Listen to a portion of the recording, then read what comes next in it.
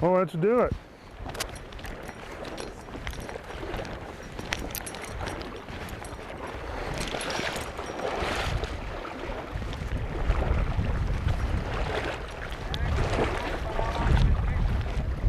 I'm sorry?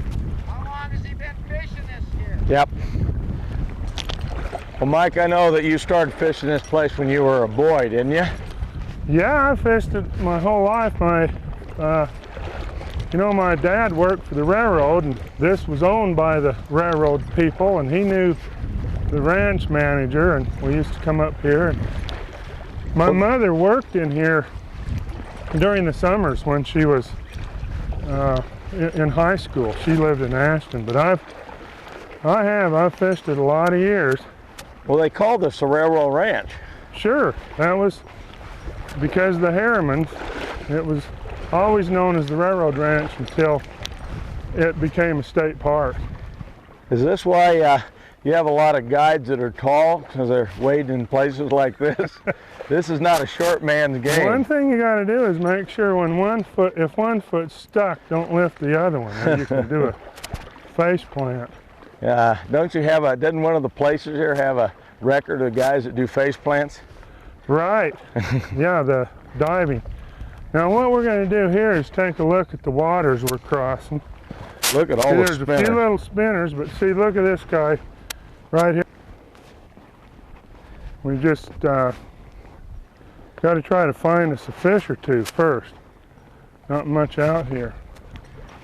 I've seen a few kind of down below here at a distance, if we can just find one close enough to cast to. This reminds me of the fishing that we've done in New Zealand, the stocking. Oh yeah, well that's what it's all about. I remember you telling me that you didn't go to New Zealand as much because you had New Zealand right here where you lived. Yeah, what I wasn't used to though in New Zealand was the fact that the fish aren't used to people in New Zealand, and here they are. Yeah. In New Zealand, the fish perceive the angler as the threat, and here they get more onto the fly and all that. But the other thing about these fish here is because they can go anywhere they want. If they hear you waiting or they perceive something that's a little unnatural, they move away. Yeah. So we've got to approach them real cautiously if we can find some of them rising. Well, this is trout hunting, isn't it? It sure is. It's stalking. It's ooh, right down there on the point of the rocks. Yeah, I've seen him. We've seen some fish rising. I noticed there was an adult. You were saying the spinners that looked like an adult calabatus. They are is the calabatus really are a lake fly. You don't find many rivers that even have calabatus, but they're spinners, and they land on the water. Here's one right here. And put their wings upright. Yeah. Okay, I'll give a shot of that. What do you got? But that is a spinner. Whoops. See, his wings are clear. Right there he is. I'm going to try to catch him. Okay. Yep. But what he'll do is he'll ride the water with his wings up, and then he'll lay his wings out flat.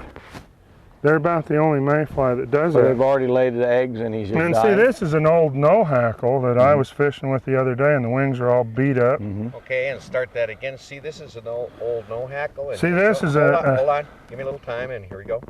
See, this is a no-hackle that I fished with the other day, and instead of having the wings all pretty and all that, they're beat up. And this is a pretty good imitation of that calabatus because he has his wings up. Yeah. So, if you're good to me, I might sell you one. Well, I'll have to because I can't Hold it right in there.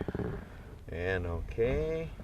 Okay, but if you're good to me, I might sell you one of these, Jack. All right, they're pretty expensive out here on the river, though. Well, essentially, since I left my box of no-hackles back in Jackson. Okay. Well, I happen to have a couple of extra of these, so we'll see what happens. I've watched you tie them for years as we've done the seminars together, and I've concluded it's best to get ones that you endorse have tied rather than me tie them. The ones I endorse are the ones that are the most beat up. Okay, good. It takes me a couple of fish to get them looking right. So they'll cost more that way, right? They do, yeah.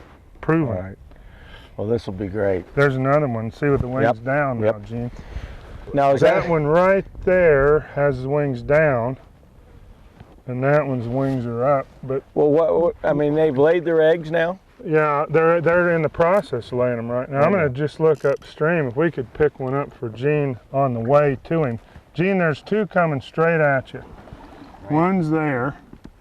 That's actually a caddis. But see that one? Yep. Oh, Didn't he just take off? he just took it. But here comes another one. Oh, look at this one. And this one's further up. I got him. There's one right behind him too. So you're going to be using your no hackles for this? I think so, but we also have a spent spinner that we might. Sometimes the spent imitation is better too. What'll happen too, this wind gets blowing, we're not going to even have any of them. These fish up here are still working, so we're going to ease up there. Or we may try one right down in here. There's more right here. Look at that. There's quite a few. Yeah, that's what they're going to be eating, I think. I don't think that deciding what fly to use is necessarily going to be A problem? the challenge. It's going to be getting a fish. Now, here's a fish Rose close enough to cast to. It's the first time I've seen him. What do we want? What's the rule? Let him rise a couple times, and I'd sure like to see him rise again. I like to see a fish rising somewhat consistently, Yeah. because otherwise you don't even know he's there. He rolls there, and next time he might be up here. So now we've knocked a lot of vegetation down in dirt. What does that do to the fish? that doesn't seem to bother him. I know that, I remember when first time I went to New Zealand, they wouldn't let you wade across in front of a fish. But I think that gets back to, again, that the fish are accustomed to people in the river, and if anything, it kicks some nymphs and stuff up, and they haven't associated this with any kind of threat. Right. So it doesn't seem to Gotcha. bother them.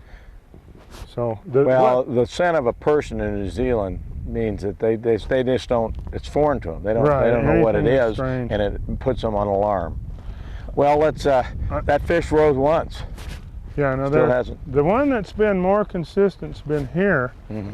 But up here's where I think we got the best chance to maybe. Yeah, we're coming catch from behind them. What's your best approach here?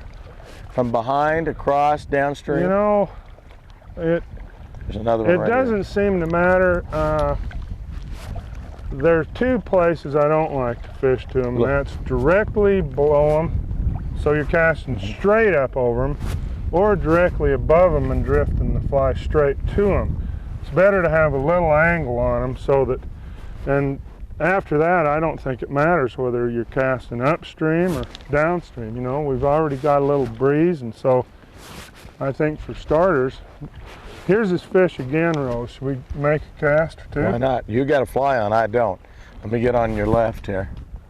All right, we'll just see what happens. Let's see if we can He's only balk him. He's risen twice, and that's generally not enough to get him to rise again, or to catch him, but we can at least. I notice right now you're getting your line out and you're Yeah. keeping it away from the fish.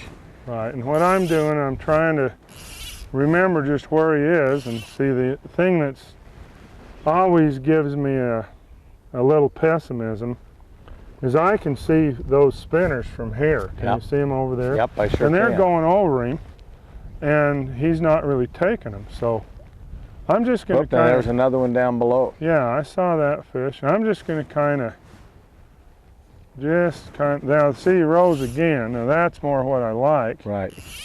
And what we'll try to do is get a shot on him, and Ooh, there's another one to his that's right. either another one or he's moved to there.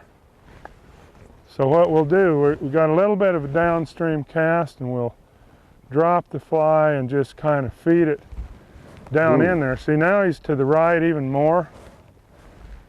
His whole head came out of the water that time. Right, now there he There he is is. again. Our fly's in the neighborhood. It's a little bit to the left. It's just getting in the zone now, so. Well, that was a if he's beautiful around. cast. You can't See, do it I'm much just kind of feeding the line out and drifting that down till I know that it's below where he was, which it is now. We'll let the current straighten it out. And Last thing you don't want to do is pick that fly up right there. that's a mistake a lot of times I see people make too, is they pick it up to cast right on top of the fish. Now here's another two fish rows. That's a little bit more of an angle. I'm going to go across more to this one. Now notice his rod's going to go upstream. Going to take that rod and lay it upstream so he That gets was the line kind upstream. of reaching the line. It's Right. been referred to as a reach cast, and now I'm kind of mending upstream. This water's deceiving because you'd think it's like a lake, but notice there's a pretty decent current here. Just going to watch a little more here, and if we don't see a fish, what happens, it's been really typical the last couple of weeks that I've been fishing here, is these fish will rise a couple times and then they move, and so you're sitting there still casting over water where there isn't a fish. Now there's a beautiful fish up here. I think what we ought to do is curve around and we'll get you a fly. Yeah, it would kind of be better. I know this catch and release, but this is a little ridiculous. Without a fly, I enjoy this actually, Jack. I've been fishing with you enough when you've had all the right flies. This is kind of nice being able to be the guy supplying the flies. Well, you know, we've had